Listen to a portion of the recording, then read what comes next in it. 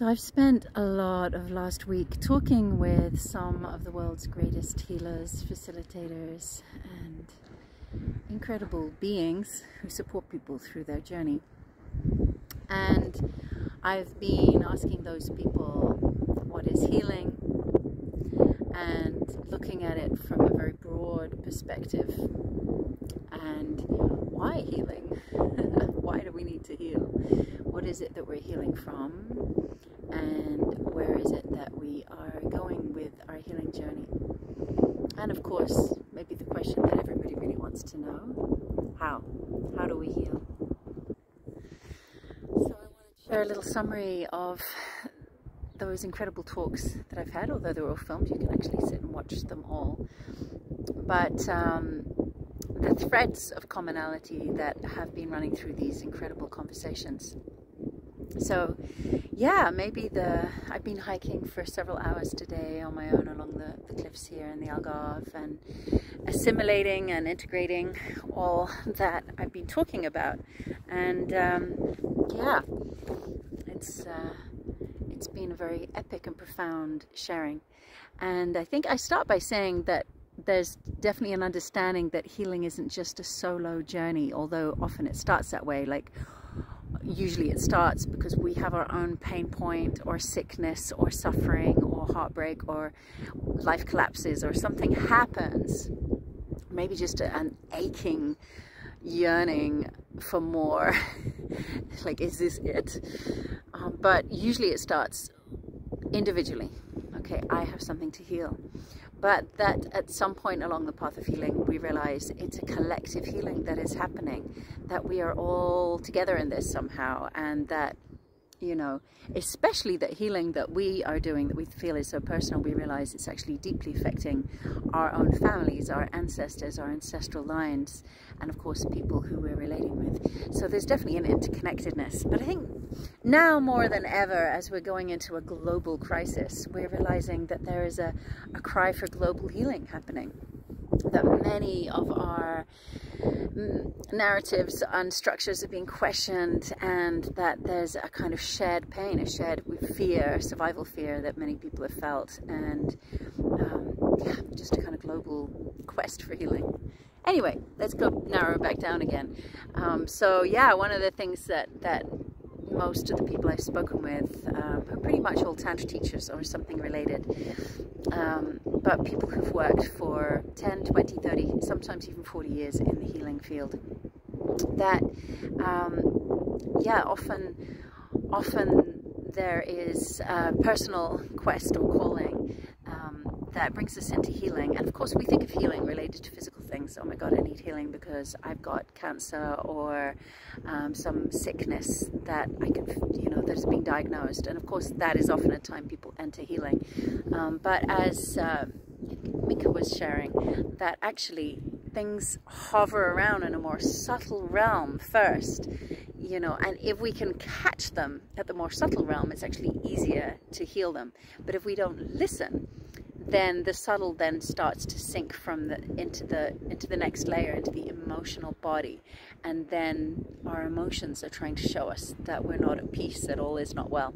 But if we don't listen to the emotions, then it can sink in even deeper, and then suddenly, boom, you've got something physically calling your attention, this physical pain or sickness or diagnosis that makes it at that point unignorable. Okay, there's something here that needs my attention and that wants to be healed. So, you know, when you hear it like that, it makes you realize, okay, it's really a good idea to listen quietly to the subtle things in life and not be too busy that I don't hear those things. And I guess that, you know, that's what meditation is, or being alone. Here I am going for a hike, alone, being in silence, being in nature, listening, not distracting ourselves all the time with our social media or TV or whatever it is, but taking time to really listen and tune in to the subtle layers in our being.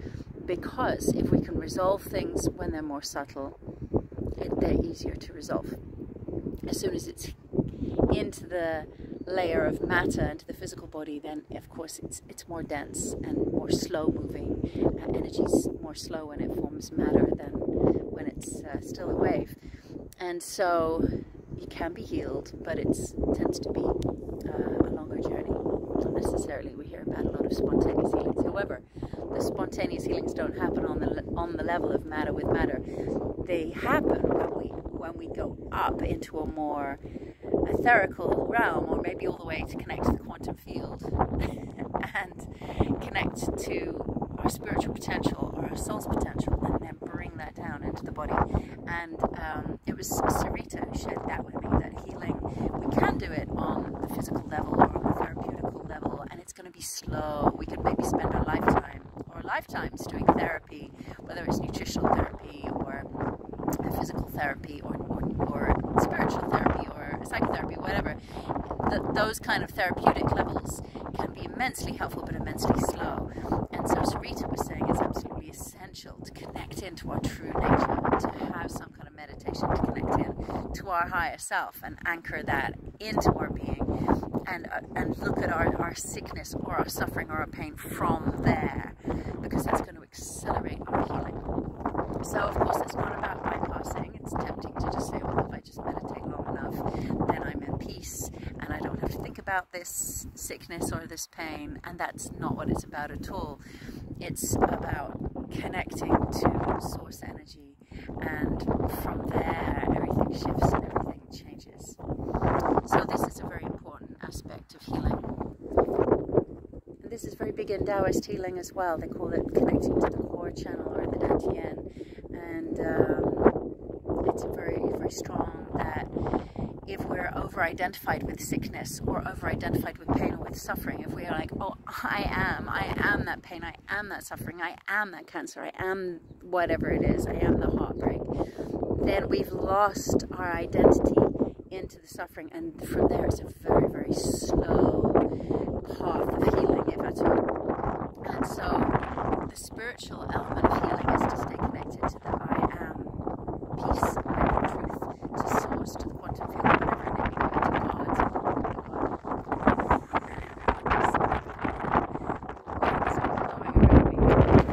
Spiritual experience. So connecting, I hope it's not making it beautiful, connecting to the divine is such an important part of healing, to accelerate it. I remember reading about that in A Course in Miracles, which I've done a couple of times, I love it, that if we identify with our well-being self, then we take back our power. And if we're giving our power to our suffering, then we are giving away our power, basically. So this is a huge part of healing, is seeing where we've given away our power. And I'm speaking with Leola about sovereignty and victimhood, and seeing where we're giving away our power. And we need to see that individually, but also we can see that collectively right now, as we've got a lot of power struggles going on, a lot of authority questions and doubts and fears. And so we can also see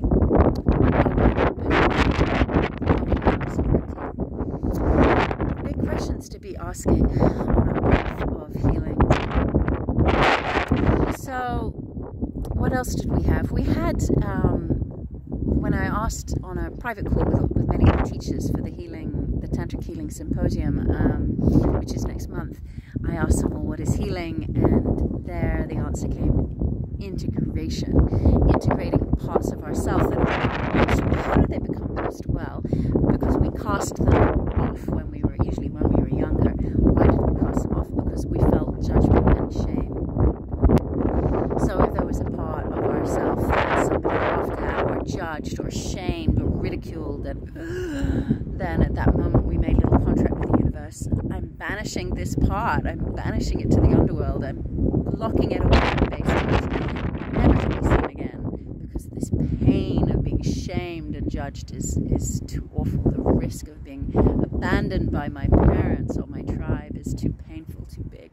So we banish parts of ourselves that don't appear to fit into what is lovable or what is acceptable, and those parts never go away. Carl Jung said, no part of the psyche ever goes away. It just gets banished into the shadowlands, into our shadow. So in Tantra, healing is really seen as the journey of reclaiming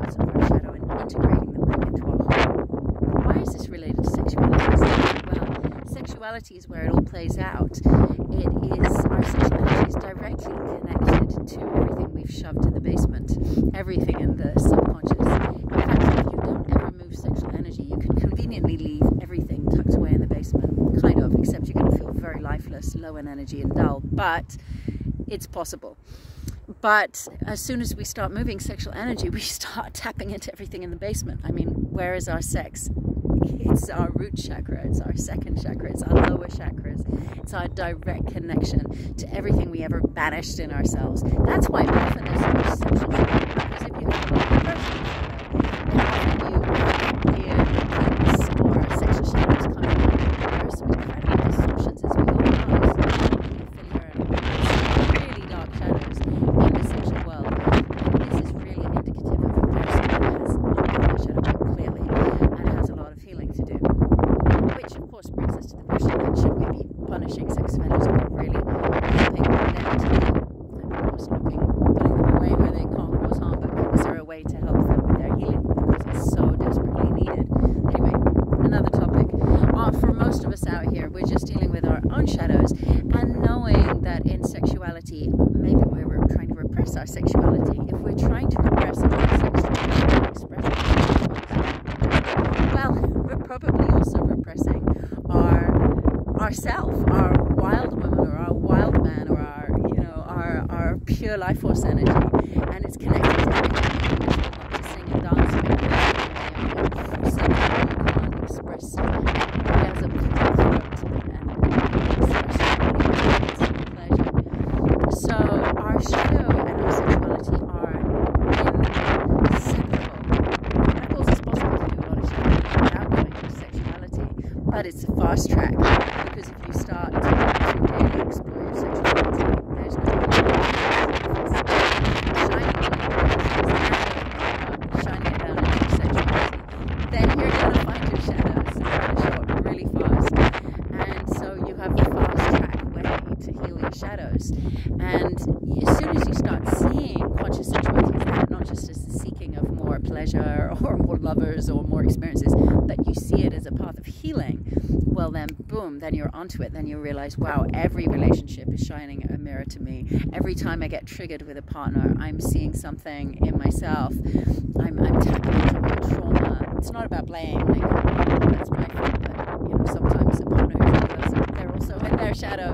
But it's about illuminating everything. It's about seeing, why am I triggered, and what part of me is triggered, and what are my needs here, and how is this related to my childhood trauma, my developmental trauma, and how is this affecting my inner child, and how can I heal my inner child right now? How can I make my inner child feel safe and loved in this moment when I feel really triggered and scared and unsafe?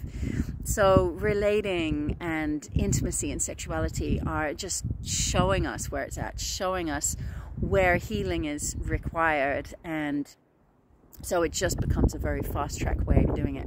And of course it's very possible to avoid these things and therefore avoid having to look at what needs to be healed. And there are other ways of healing. I'm definitely not saying that intimacy is the only way. I'm just saying that conscious sexuality has this profound level of healing to it, and that's why we decided to put together a Tantric Healing Symposium, because Tantra and healing are but one and the same thing. As soon as you embark on a path of Tantra, even if you thought it was just for more pleasure or bigger, better orgasms or whatever you thought, it's going to start healing you. It's going to start at least showing you where healing needs to be done. And if you have the courage to reclaim those lost pieces of yourself, and if you have the commitment to take responsibility for what's showing up as your thing to heal, then you can really heal in a very rapid way. And of course, there are a lot of tools in Tantra as well that help us with that healing. And those tools, of course, are working with our sexual energy, working with breath work, working with processes that reveal our shame and our beliefs around that and our sexual conditioning. There are ways to navigate our long dark night of our soul. There are so many tools used in Tantra, and of course working with sexual energy is directly working with liberating the parts of ourselves that we have banished into our shadowlands, because orgasm itself is moving from contraction into expansion. And so we can use energy orgasm, which has nothing to do with anybody else. It's not about even sexually. You can have your clothes on and go into energy orgasm, but it's just a way of moving our life force energy and our breath and allowing life to move through us and undoing all the places where we've been holding it back. And then the Kundalini starts to rise, and that is such a profound and accelerated form of healing that we can go into.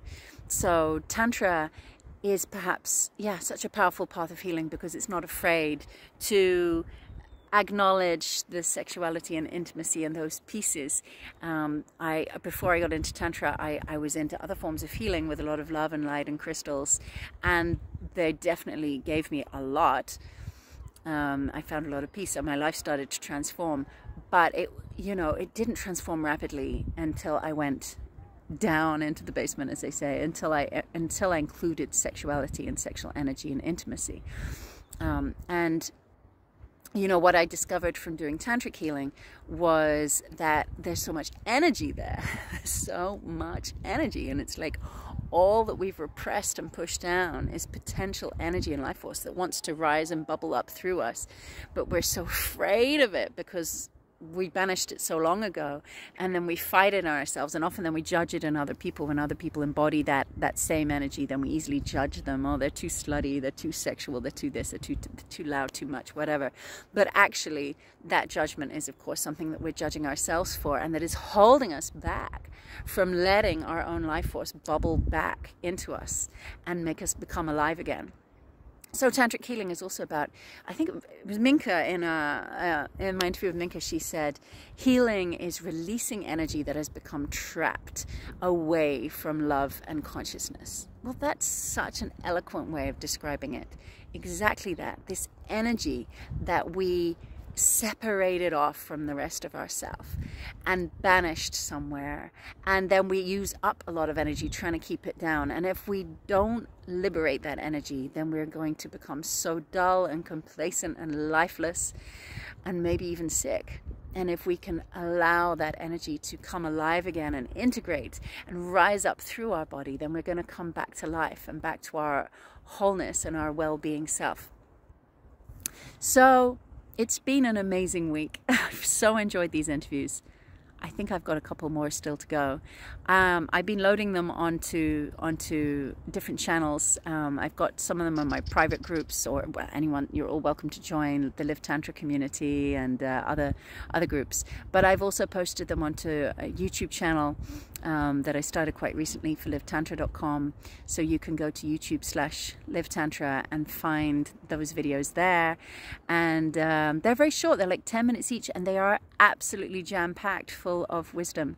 So if you're curious about healing, if there's anything in you, whether it's physical or emotional or more spiritual, like a sense of yearning, a sense of is there more, a sense of just, sometimes it's just a sense of like, oh, I feel broken. I've done so much work and I still feel broken, that feeling of brokenness. So whatever's there for you, or even if you're just looking around you and seeing all the fear and anger in people around you in your community and wanting to know how can I be part of the healing, well, then I really recommend to take some time to watch these videos.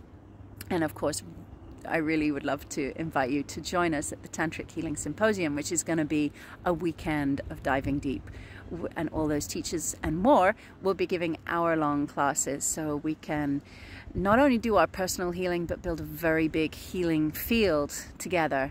No matter where we are in the world, no matter whether you're in lockdown or in freedom, we can build this big healing field and all tap into it and also radiate it out. One of the conversations I had with a couple of the teachers in Australia, we were talking about sending healing to those in power and those who are making decisions in our world.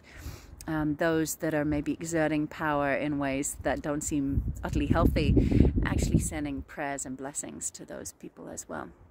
So a lot for us to be doing in the realm of healing, and I hope you'll be joining me and others on that path and on that journey.